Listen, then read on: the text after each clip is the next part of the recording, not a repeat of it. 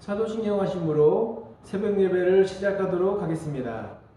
전능하사 천지를 만드신 하나님 아버지를 내가 믿사오며 그 외아들 우리 주 예수 그리스도를 믿사오니 이는 성령으로 잉태하사 동정녀 마리아에게 나시고 본디오 빌라도에게 고난을 받으사 십자가에 못 박혀 죽으시고 장사한 지 사흘 만에 죽은 자 가운데서 다시 살아나시며 하늘에 오르사 전능하신 하나님 우편에 앉아 계시다가 저리로서 산자와 죽은 자를 심판하러 오시리라.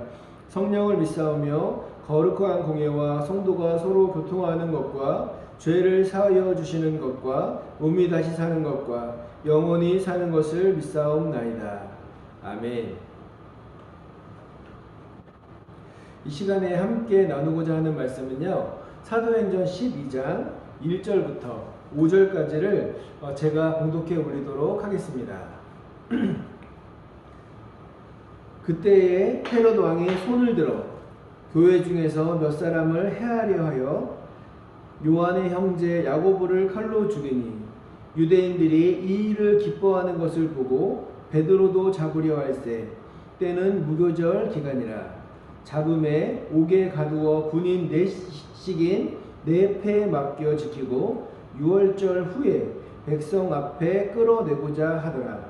이에 베드로는 옥에 갇혔고 교회는 그를 위하여 간절히 하나님께 기도하더라. 아멘.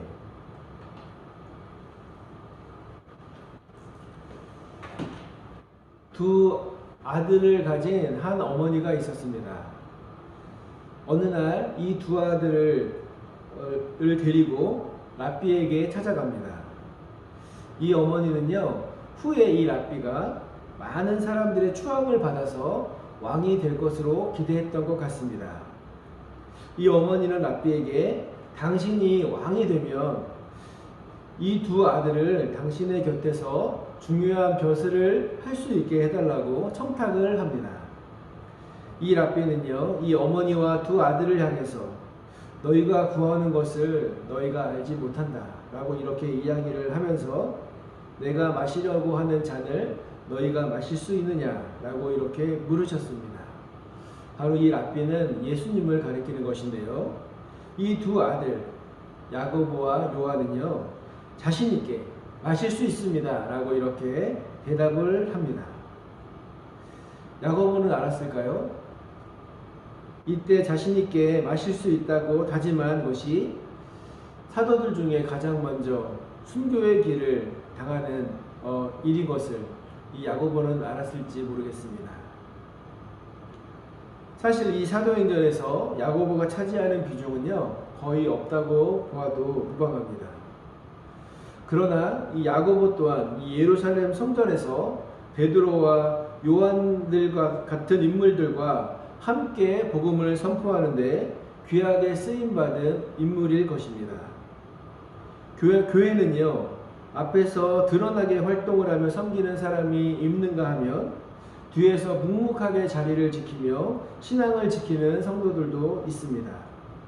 무엇이 귀하고 또 무엇이 덜 귀한 것이 아니라 모두가 하나님 앞에 교회라는 공동체를 이루는 데 필요한 성도들이라는 것입니다. 아마도 이 새벽에 이제 기도의 자리에 나와서 나라와 또 교회 그리고 성도들을 위하여 중보하시는 분들이 바로 이 야고보와 같은 분들이 아닐까라는 생각이 듭니다. 여러분들의 중보로 인해서 우리 교회가 성장하고 또 성도들이 문제가 해결되는 그런 중요한 사역을 하고 있음에 감사드리고 또 여러분들을 축복합니다. 사도행전 12장에는요 또 새로운 인물들이 등장하는데 바로 이 헤롯이라고 하는 왕입니다. 헤롯은요 군중들이 자신을 높이는 것을 아주 매우 좋아했던 인물로 보입니다. 이는 이 사람들이 사도들이 이적을 행하는 것을 보고 사람들이 확 몰려들었을 때 사도들이 자신에게 집중하지 말고 모든 영광을 하나님께 돌려드리는 것과 아주 대조를 이루고 있습니다. 성경은요 이 헤롯의 죽음의 원인이 바로 두로와 시돈 사람들이 헤롯에게 환호했을 때 하나님께 돌려야 할 그 영광을 자신들이 받은 것이기 때문이다 라고 이렇게 성경은 기록하고 있습니다. 이 헤롯의 등장으로 헤롯의 등장은 어떤 의미가 있냐면, 이전까지는 바리새인들 그리고 사두개인들과 같은 이런 종교 지도자들의 박해를 받았다면, 이제는 왕의 박해를 받게 되는 것을 의미합니다. 이제 예수님의 복음을 전하는 일은요, 이 종교적인 문제에서 정치적인 문제로까지 확대되고 있는 것을 보여주는 것입니다. 당시에 많은 사람들이 따르고 있는 이 사도를 죽인다는 것은요, 헤롯에게도 아마 되게 위험이 따르는 일이었을 것입니다. 그런데 오히려 유대인들이 기뻐하는 것을 보고 자신을 얻어서 이 베드로까지 죽여야겠다라고 계획을 하고 그를 옥에 가두게 됩니다. 헤롯은요, 이 베드로를 가두는데 이 4명의 군사를 4개조로 나누어서 이 베드로를 감시하게 됩니다. 정말 개미 한 마리 지나갈 수 없는 철통 같은 보안으로 이 베드로를 지키고 있는 것입니다. 왜냐하면 얼마 전에 공의회에서 사도들을 가두었을 때 성령님께서 옥문을 열고 그들을 풀어주셨던 그런 전적이 있기 때문에 그렇습니다. 이때 헤롯은요, 이 소식을 듣고 아마 누군가가 이 사람들을 풀어주었을 것이다 라고 이렇게 추측한 것 같습니다. 그래서 이번에는요, 보다 많은 군사를 붙여서 도저히 빠져나갈 수 없도록 조치하는 것입니다. 겉모습으로만 보면요, 아마 그 어느 누구도 이 어려움을 극복하고 풀려날 수 있을 거라고 생각한 사람은 없었을 것입니다. 그러나 이 사도행전 12장을 읽는 사람들은, 우리들은요, 하나님의 선하신 역사가 있을 것이라는 이 복선을 읽게 되는데, 우리는 다 함께 5절을 한번 읽어보면서 그것이 무엇인지를 찾아보도록 하겠습니다. 5절 말씀입니다. 이에 베드로는 옥에 갇혔고 교회는 그를 위하여 간절히 하나님께 기도하더라. 아멘. 교회의 중보는요, 이처럼 놀라운 이적을 이루는 것을 여러분들도 믿으십니까? 성도들의 모임인 교회가 합심하여 누군가를 위하여 간절히 기도한다면 하나님께서는 그 교회의 중보를 반드시 들으시는 것입니다. 그렇기 때문에 성도는요, 이 기도의 제목이나 감당할 수 없을 것 같은 어려움이나 아픔이 닥쳐올 때 교회의 담임 목사님을 비롯하여 그 교회의 중보팀에 그 기도의 내용들을 부탁해야 하는 것입니다. 이 교회라고 하는 공동체는요, 머리 대신 그 그리스도를 통해서 한 몸을 이루는 지체이기 때문에 그렇습니다. 이것은요, 무엇을 의미하냐면 교회는요, 운명 공동체라는 것을 의미하는 것입니다. 우리는 교회 내의 성도들의 아픔을 바로 내 아픔으로 여기고 함께 아파하고 내일처럼 기도하는 사랑이 많은 그런 공동체가 되어야 할 것입니다. 또 교회는요, 성도가 부탁하는 그 기도의 제목을 하나도 땅에 떨어뜨리지 않도록 간절히 하나님께 중보하며 기도해야 할 것입니다. 그럴 때 하나님께서 그 중보를 통해서 놀라운 일들을 이루시는 것입니다. 이 두 군사가 베드로를 결박하고 양쪽에서 함께 잠을 자고 옥문을 여러 겹으로 만들어 또 여러 명의 군사들이 지킴을 통해서 도저히 탈출할 수 없는 이런 상황 가운데 있었습니다.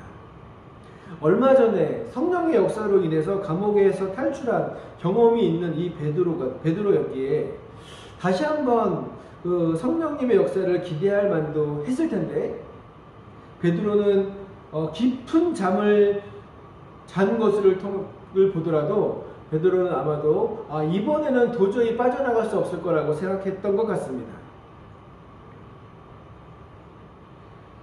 그 천사가 그를 급히 발로 차고 나서야 깰 정도로 이번에는 베드로는 완전히 포기하고 잠이 들어 버린 것입니다. 또 마가의 다락방에 모여서 중보하는 성도들조차도 베드로가 살아서 돌아올 것을 기대하지는 않았던 것 같습니다. 이 로데라고 하는 어린아이가 베드로의 소리를 듣고 사람들에게 알렸지만 이 사람들은요, 이 아이가 미쳤다고 이렇게 생각했던 것이 이 기록에 남아 있습니다. 이어서 사도들은요, 사도를 죽인 헤롯의 최후에 대해서 성경은 기록하고 있는데요. 의사인 누가는요, 이 헤롯이 벌레에게 먹혀 죽었다라고 이렇게 기록하고 있는데, 이 시대 역사서 요세푸스를 보면요, 이 헤롯 왕은 복통으로 죽였다라고 이렇게 기록하고 있는 것으로 보아서 아마도 기생충으로 인한 심한 복통으로 이 헤롯 왕은 죽은 것이 아닌가 이렇게 추측을 하고 있습니다. 사도들을 핍박했던 헤롯의 죽음으로 이 초대교회는 예루살렘뿐만 아니라 이 팔레스타인 각 지역에 부흥이 일어나게 됩니다.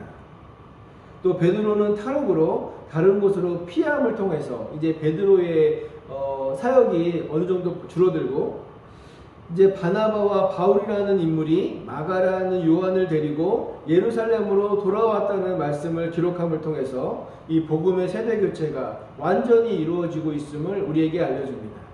13장은요, 이 바나바와 바울의 1차 전도 여행을 기록하면서 시작이 되는 것으로 보아서 이제 사도행전의 사역이 베드로에서 바나바와 바울로 이어지고 있는 것을 보여주는 것입니다. 사랑하는 성도 여러분, 이 시간 성령 하나님의 인도하심을 기대하며 기도하시기를 쉬지 않는 그런 귀한 성도 여러분들이 되시기를 주님의 이름으로 축원드립니다. 우리가 하나님께 기도할 때 우리도 인식하지 못하고 포기했던 그런 많은 기도의 소망들이 하나님께서 하나하나 응답하심을 통하여서 이루고 계심을 우리가 말씀을 통하여 기억하는 귀한 하루가 되시기를 주님의 이름으로 축원드립니다. 기도하시겠습니다. 사랑의 하나님, 감사드립니다. 어려운 상황 가운데서도 교회가 함께 기도할 때 하나님께서 일하심을 오늘 말씀을 통하여 배우게 하시니 감사드립니다. 지금이 바로 교회가 나서서 기도해야 할 때임을 고백합니다. 이 기도를 통하여 코로나가 물러가고 경제적으로 정신적으로 어려움을 당하는 우리 귀한 성도들이 다시금 일어나는 귀한 시간이 되게 하여 주시옵소서. 함께 하심에 감사를 드립니다. 예수님의 이름으로 기도드립니다. 아멘. 우리 주기도문 하시고 중보기도 나누도록 하겠습니다. 하늘에 계신 우리 아버지여, 이름이 거룩히 여김을 받으시오며 나라가 임하옵시며 뜻이 하늘에서 이루어진 것 같이 땅에서도 이루어지이다. 오늘날 우리에게 일용할 양식을 주옵시고 우리가 우리에게 죄지은 자를 사하여 준 것 같이 우리의 죄를 사하여 주옵시고 우리를 시험에 들게 하지 마옵시고 다만 악에서 구하옵소서. 대개 나라와 권세와 영광이 아버지께 영원히 있사옵나이다. 아멘. 우리 먼저 항상 기도를 쉬지 않는 중보하는 그런 귀한 왕성교회가 되게 해달라고 함께 기도하시기 부탁드리겠습니다. 코로나가 속히 물러가고 모든 예배하는 교회들이 하나님의 은혜 가운데 지켜달라고 함께 중보하며 기도했으면 좋겠습니다.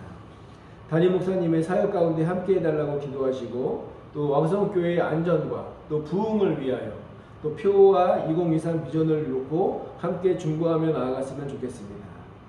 몸이 아픈 지체를 위해서 기도하시고 마지막으로 개인 기도 제목을 하시고 오늘 새벽 예배를 마치도록 하겠습니다. 다 함께 기도하시겠습니다.